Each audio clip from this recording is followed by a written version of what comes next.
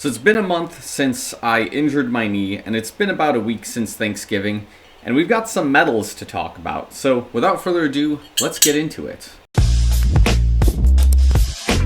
So before we get into the video, make sure you like the video, subscribe to the channel if you're subscribed watching content. Thanks so much, love you guys a lot. Make sure you follow me on Instagram and Strava for all sorts of updates and things like that. And without further ado, let's just get into it. So again, I'm releasing this video approximately a week after Thanksgiving, so that's for, people outside of the United States. This is just a holiday where we get together with friends and family because it's kind of the end of the harvest season, and we more or less just have a good old time, whether it's, just sleeping all day because you have a vacation day from work, whether it's just eating turkey, stuffed anything, stuffing itself, mashed potatoes, things like that.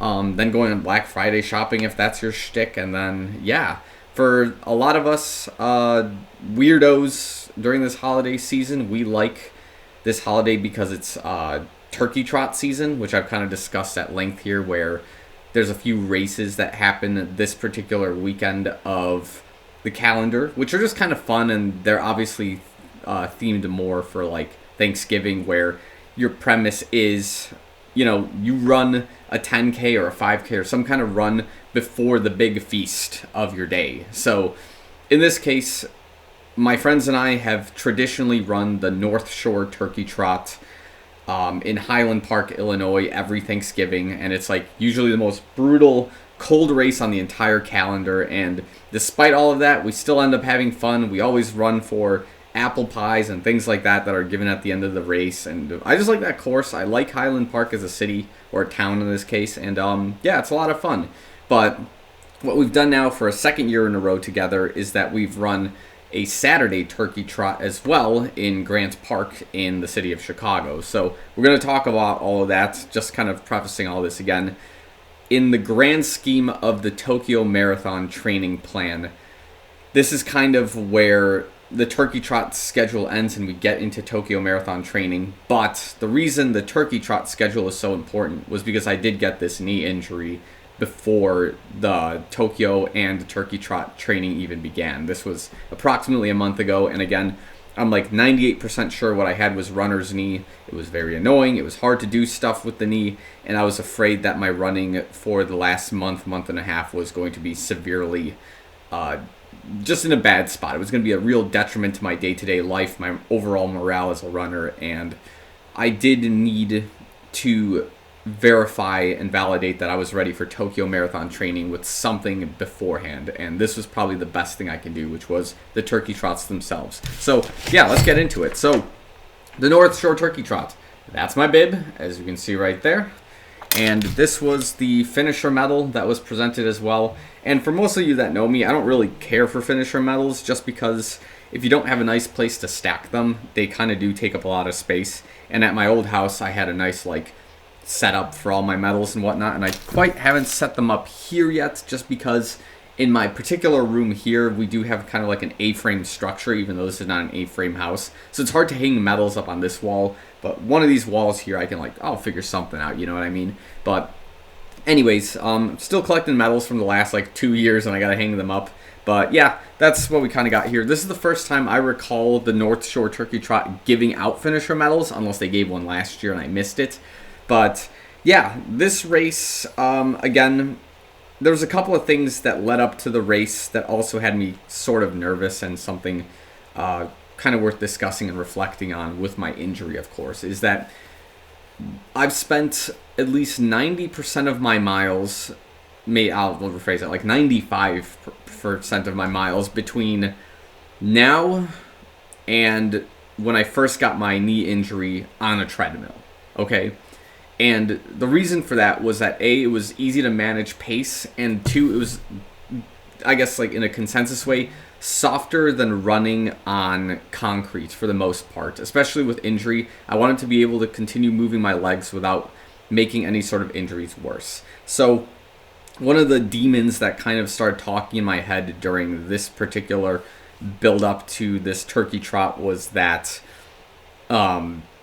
if I started the race, I would end up hurting my knee a lot more, because during my outdoor running simulations, it was the case that when I was running with like my normal form, my leg would kind of sink a little bit and then I'd get that kind of rebound whenever I was running. But my left leg, the one that was hurt, the knee was kind of more stiff. So it was like you would run with a stiff leg, sink, stiff leg, sink for like a half a mile until the body kind of warmed itself up into the ideal process. And this is what really got me nervous as I was getting into even the Tokyo Marathon training. Like, was my running form permanently going to be an issue? Was I not going to be able to run outside before the Turkey Trot itself? Like, what was the deal going to be for this entire race? And as it turned out, like, as I got closer and closer to the Turkey Trot, my form did improve. The pain in the knees started, like, going away entirely. And that voice in my head, I managed to drown it out with, like, the noise of, like, hey, we're going to do this race. We've done this course before. It's going to be a good time.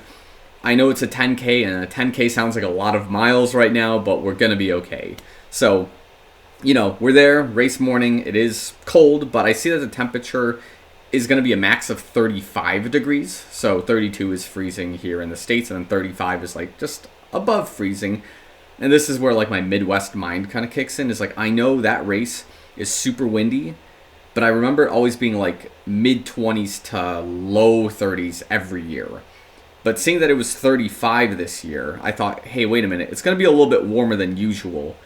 I don't need this many layers. And nevertheless, I go with more layers. So I have like a shirt, I have an under fleece, and then I have, what's it called? My Oregon Project Nike jacket over that as a windbreaker.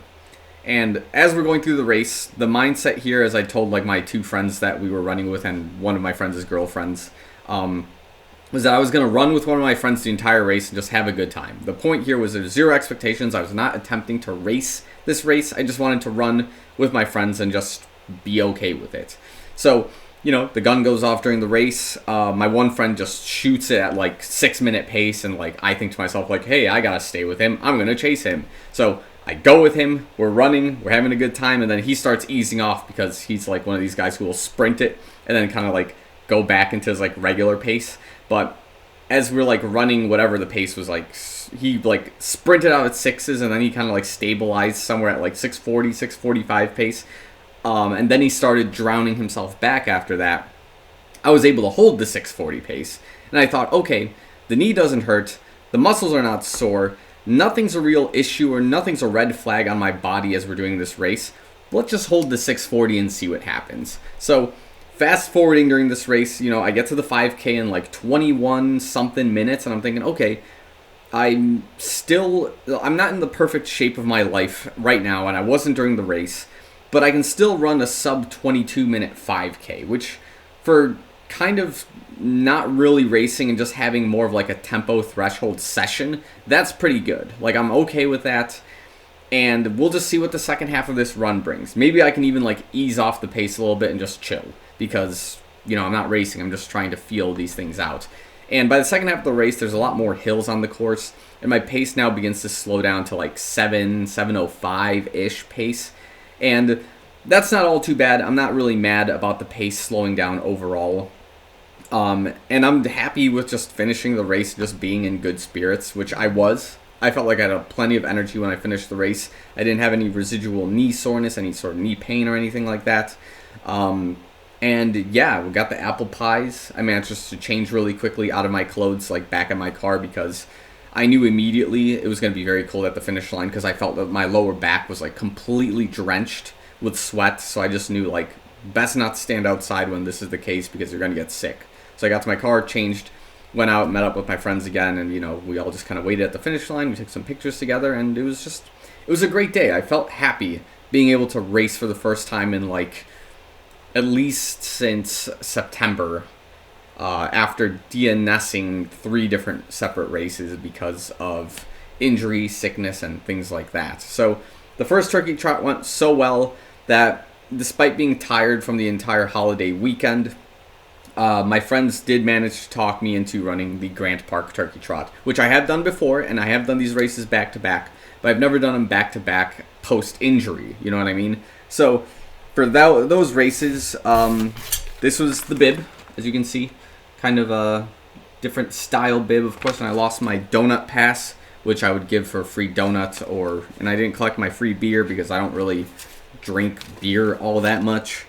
And yeah, that was kind of what happened. And this is where things get kind of fun, right? We've got 2 medals for this race. We've got, the finisher medal, and then we have a winner medal.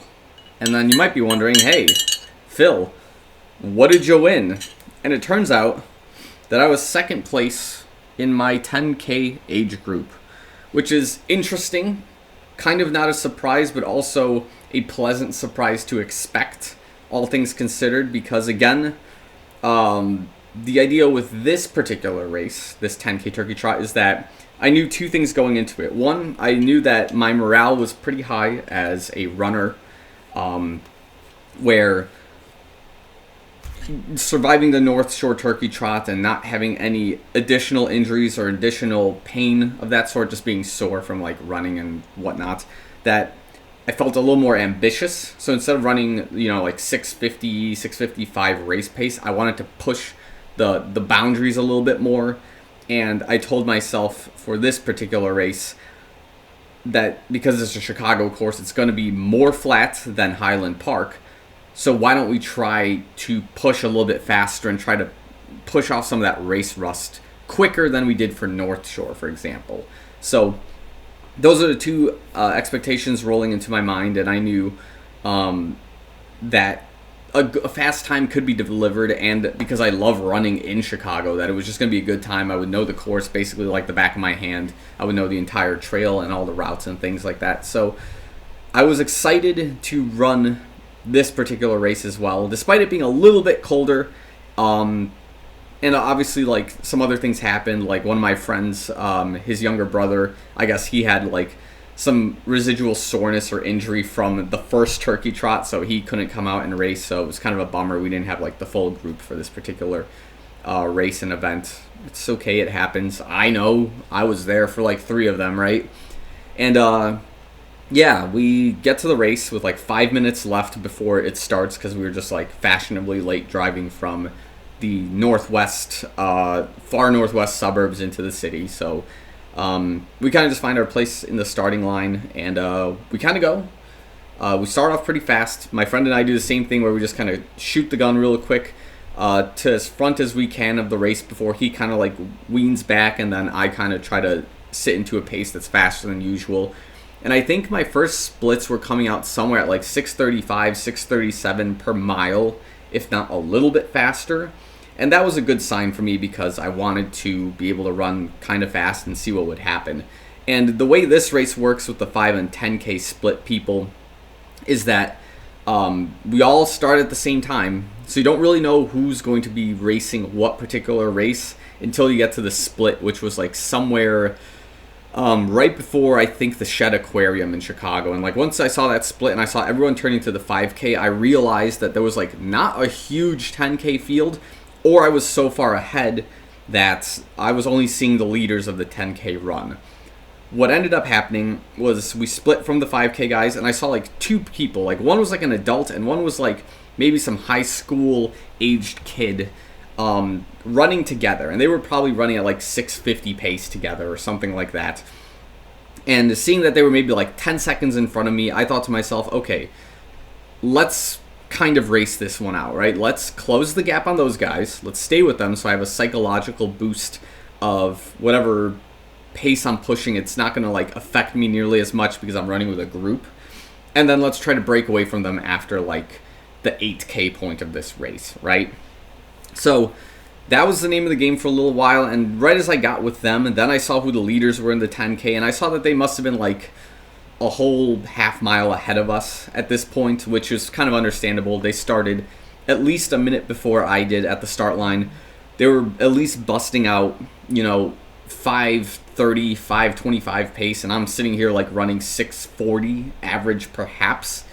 And yeah, I catch up with those 2 guys. We kind of run together for the most part up until like the turnaround, and then I start trying to push them a little bit, which is like where my inner race spirit was kind of like awake, where I was like, hey, I don't know if these guys are tired or not. Let's like go a little bit ahead of them and see who kind of stays with me. And like the whole time we're kind of rotating who's in front of the race pack in this case. So the real breaking point happened was when the adult in the group with us, he kind of split off and he started, really kicking the pace, and so did the kid. The kid started following him, and I kind of fell back thinking like, okay, that's fine. They started before me. No matter what happens, just by sheer time alone, if I can keep like a 10-second gap from them, I'm still going to finish ahead of them on the leaderboard. Like, that's how this thing works, right? And after the 5.5 mile mark, I see that the adult guy is like well off into the distance when I'm looking on the Chicago lakefront path, right? And, whoops, there we go. Phone's ringing? That's bizarre. Anyways, what I see is that he's like way off in the distance, and he's about to like make the turnaround to one of the harbors there where the finish line is, and I see the kid is like drastically slowed down. So I'm able to pass him, and I'm trying to like pull him with me, but it's not happening. The kid is like completely smoked at like about 9K of this race. So, I just kind of take it from there, kind of just shoot my way home. I'm still full of energy despite like running this 10K now, a second one for the day, and I finish in pretty good shape, pretty good form overall, and it is cold, so my immediate thought is like change out of the clothes that I'm completely drenched in right now, and just let's get out of here because it's cold. Like, if I have a medal or anything like that to collect or any pictures, let's get it done and let's get out of here, right? So it turns out when we were looking at the results that I had to run a second place time in my age group. So like, for all intents and purposes, we're like, all right, fine, we'll pick up the medal and whatnot, and we'll get out of here. It was like completely unexpected, all things considered. But like, as my friends like to say, a win is a win.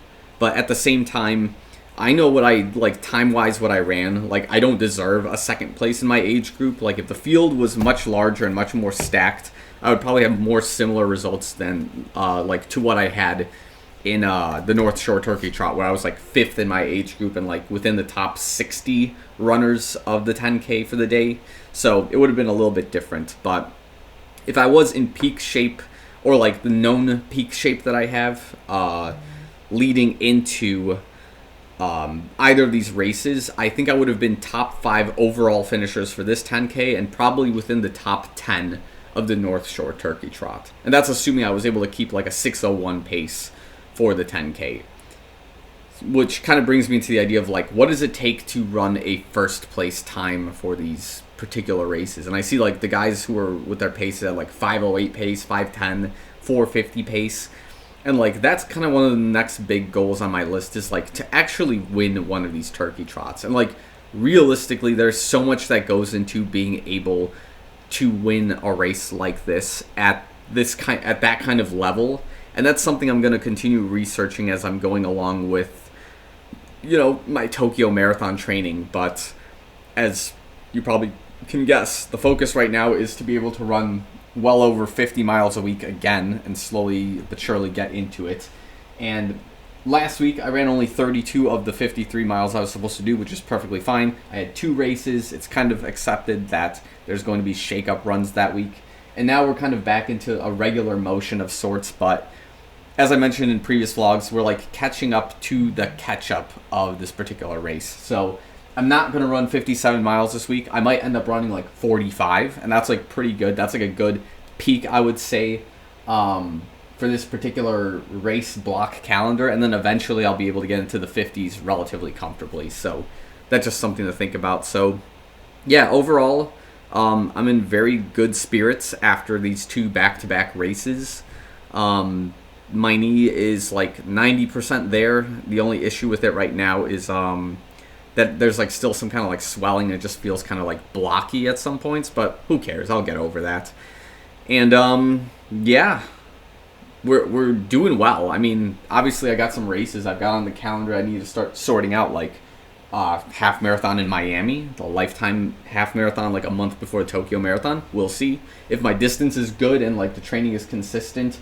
As I start getting into each block of the calendar, I'm going to be, we're going to start really considering it. Like, more travel, more racing, more training in the sun rather than like in the cold winter or on a treadmill. So we're going to try to get back into form, and I'm feeling mentally ready to continue pushing and get out of this rut once and for all. So I think that's all I've got for this kind of vlog entry. Sorry I don't have any like serious B-roll footage for this. I didn't really have a camera man or woman kind of with me this weekend for any of the races, but we'll try to get some. We'll get more, that's for sure. So yeah, tell me about your turkey trot weekends. Did you guys race this weekend?